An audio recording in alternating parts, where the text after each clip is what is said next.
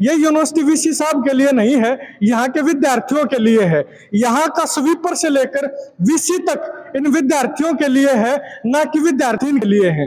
जितने भी PhD scholar हैं, यहाँ पे को हॉस्टल नहीं मिलेगा, हॉस्टल के कमरे खाली पड़े हैं। उसमें ये नहीं समझ में आ रहा ये तूड़ी भरेंगे कि उसमें बर्तन रखेंगे, क्या करेंगे क्या नहीं करेंगे। तो यूनिवर्सिटी की सेंट्रल लाइब्रेरी में रिसर्च स्कॉलर लैपटॉप लेके भी नहीं जा सकते, मतलब की सुविधा कुछ नहीं देंगे।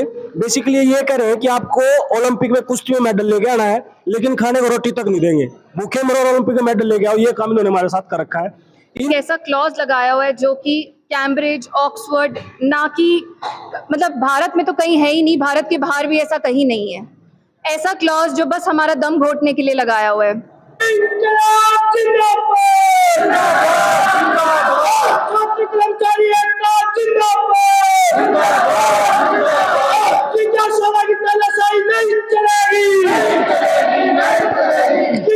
आज मैं अक्षय नरवाल किसान संगठन की तरफ से जो हमारे छात्र भाई बहन धरने के ऊपर बैठे हैं, इनको समर्थन देने दीनबंधु छोटूराम यूनिवर्सिटी मुरथल पहुंचा हूं।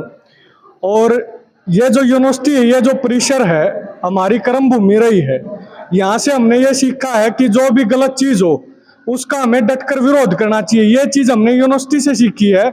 और आज यूनिवर्सिटी के वीसी, इस यूनिवर्सिटी के चीफ वार्डन आज छात्रों के साथ गलत व्यवहार कर रहे हैं, छात्रों की सुन नहीं रहे हैं, खुद की तानाशाही कर रहे हैं। आज उनके विरोध में, इन भाइयों की लड़ाई को, इनकी हिम्मत को हिमायत देने हम यहाँ पे पहुंचे हैं। और मैं एक बात कहना चाहता हूँ, इस छोटूराम की धरती से, ये न्याय को पसंद करने वाली धरती है, अन्याय के खिलाफ लड़ाई लड़ने वाली धरती है। इस धरती के ऊपर अगर कोई इन बच्चों के साथ अन्याय करेगा, हमारे भाई बहनों के साथ अन्याय करेगा, तो किसान संगठन भी इनका डटकर साथ देने का काम करेंगे। मैं रिक्वेस्ट करूंगा, एक बार छात्रा बैठी हैं, छात्र हैं, भाई जसविंदर हैं, सौरभ हैं, यहाँ जो ये प्रोटेस्ट चल रहा है, इनकी डिमांड क्या है ये एक बार आपको विस्तार से बताएंगे। इन्होंने जो मुझे बताया है कि यहाँ पे जो वीसी हैं और जो चीफ वार्डन हैं, वो वीसी साहब के जीजाजी हैं चीफ वार्डन जी, उनको टाइम से पहले जो पहले चीफ वार्डन थे उनको हटा दिया गया और उनके हटा के नए चीफ वार्डन ला दिए गए। और नए चीफ वार्डन ने अभी एक तानाशाही दिखाते हुए एक रूल बना दिया कि जितने भी पीएचडी स्कॉलर हैं यहाँ पे उनको हॉस्टल नहीं मिलेगा, हॉस्टल के कमरे खाली पड़े हैं। उसमें ये नहीं समझ में आ रहा ये तूड़ी भरेंगे कि उसमें बर्तन रखेंगे, क्या करेंगे क्या नहीं करेंगे। तो ये सारी तमाम जो वेब ऑफ साइंसेज की बात है, पीएचडी स्कॉलर्स की जो जो समस्याएं हैं, यहाँ की छात्रा आपको बताएंगी। मेरा नाम सरू है और हमारे ऊपर एक ऐसा क्लॉज लगाया हुआ है जो कि कैम्ब्रिज, ऑक्सफोर्ड, ना कि मतलब भारत में तो कहीं है ही नहीं, भारत के बाहर भी ऐसा कहीं नहीं है। ऐसा क्लॉज जो बस हमारा दम घोटने के लिए लगाया हुआ है।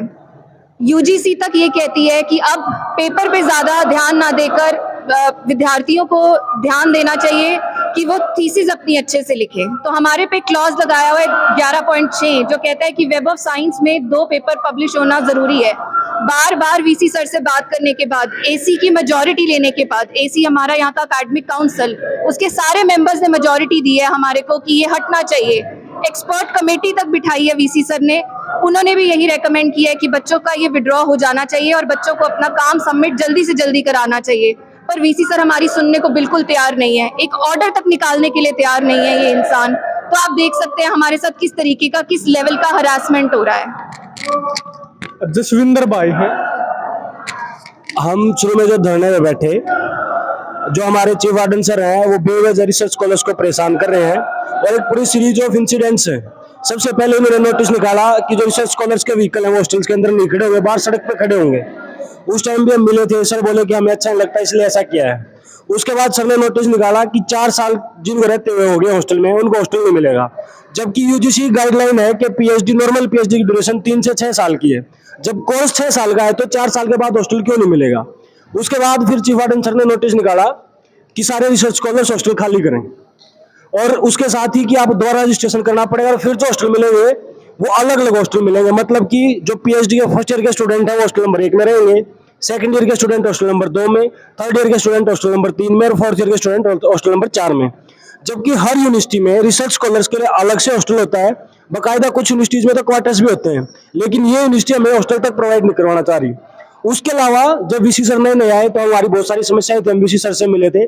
किसी भी लैब में इंस्ट्रूमेंट नहीं, एक सेंट्रल लैब है यूनिवर्सिटी की जिसमें mechanical engineering, chemical engineering, civil department, physics, chemistry, सीज, अलग अलग डिपार्टमेंट के रिसर्च स्कॉलर्स को उस लैब में जो इंस्ट्रूमेंट उनकी जरूरत होती है, एक इंस्ट्रूमेंट है XRD, वो आज तक चालू नहीं है।